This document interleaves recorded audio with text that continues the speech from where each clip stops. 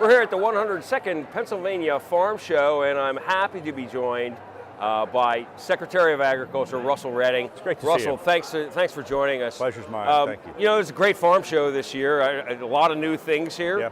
I saw the calving corner this morning. That was a fantastic exhibit, drawing a lot of people, Yeah. putting the focus on Pennsylvania's agriculture industry. Yeah. A couple things I want to talk to you. Of course, Okay. always at the top of my thermometer is hemp in Pennsylvania. Yeah. Last year we had our first year as a research project in Pennsylvania. Tell us about how we're expanding this program for 2018 and the opportunities that might come to some farmers this year. Yeah. Well, first of all, I want to say thanks to your leadership on getting, Pennsylvania back in that game. We were out of it for 70 years. You and I have talked about this, and the damage done of being out of a major crop for 70 years. It takes a while to rebuild that. But we've got some momentum coming out of 2017. 14 projects, excuse me, last year. All types of research attempted, and as research should be, there's lessons learned, right? Yeah. But excited more about 2018 because we have good comfort with what we need to do in the state. We're looking for 50 permits. Last year we had 14. We've removed the cap of the 5 acre, moved that to 100 acres per permit. So you could theoretically have 5,000 acres of industrial hemp produced here. We're given some allowance on the CBD research aspects, some of those issues that you and I heard a lot about over the last year. I'm excited about it. Application, I don't know, this is like in January, so right. All this has got to move pretty quickly.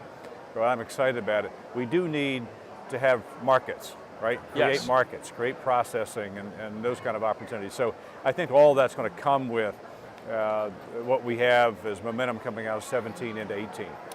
It is difficult relearning something after it's been gone for 70 years, but I've talked with the industrial hemp industry folks, Yeah. and they are really enthused about what we're going to be doing here in Pennsylvania. And their opinion is that we can leapfrog ahead of where some other states are at. So I'm Yeah. really grateful that the department saw fit to really loosen this up this year, and hopefully this will be a multi-billion-dollar crop, sometime in Pennsylvania soon. Right. On another issue, I know you're a dairy farmer, so Yeah.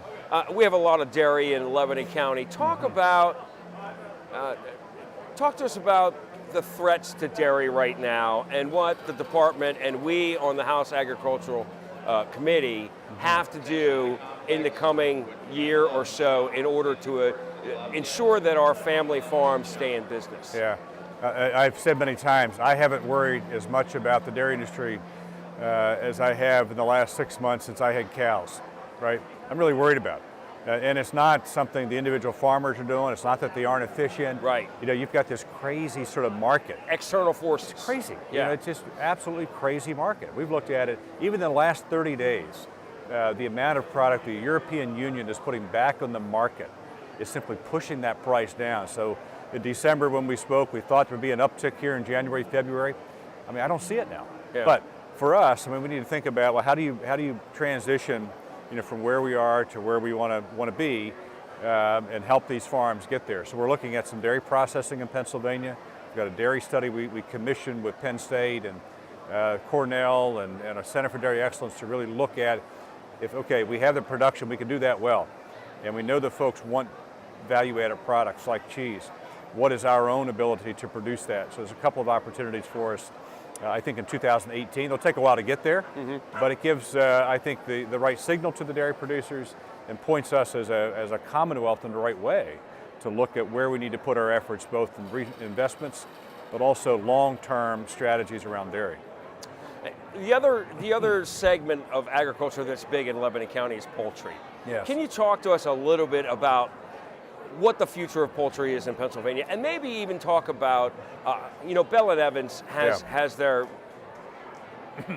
it's like a world-class facility in our district. Yeah. Talk about what that means to Pennsylvania agriculture and what we can look forward to on the poultry side of things in the coming years. Well, listen, this industry is dynamic because of what Bell and Evans has done. Yeah. Scott Secklin and the team, I can't tell you the number of conversations I've had where folks in the dairy industry have added a poultry operation, to grow for Bell and Evans. If we continue on the path that we are with Bell and Evans, I mean, I think you've got a major market. He's doing everything the strategic plan that we've talked about and unveiled today talks about, of identity in the marketplace, traceability, organic production, high value crafts, et cetera, et cetera. I mean, he is like the model for what that plan is speaking to. So I think there's a lot of opportunity there yet, based on what we see in the marketplace. So I think it's just really good that he's here in Pennsylvania. Yeah. And all of these farms are in Pennsylvania. Yeah, it is great to have an innovator like that right in the heart of the 102nd District, that's Absolutely. for sure. Now, again, we're here at the Pennsylvania Farm Show, the 102nd Pennsylvania Farm Show. Secretary of Agriculture, Russell Redding, I would love to thank you pleasure's mine. for being a great partner Yeah. and being a non-political partner in the future of agriculture in Pennsylvania. I have one last question for you, and I know you're a dairy guy, but which came first, chicken or the egg? There's a whole display about that. Okay, we'll go back to the 102nd Pennsylvania Farm Show and learn which came first. Thank you, Secretary Redding.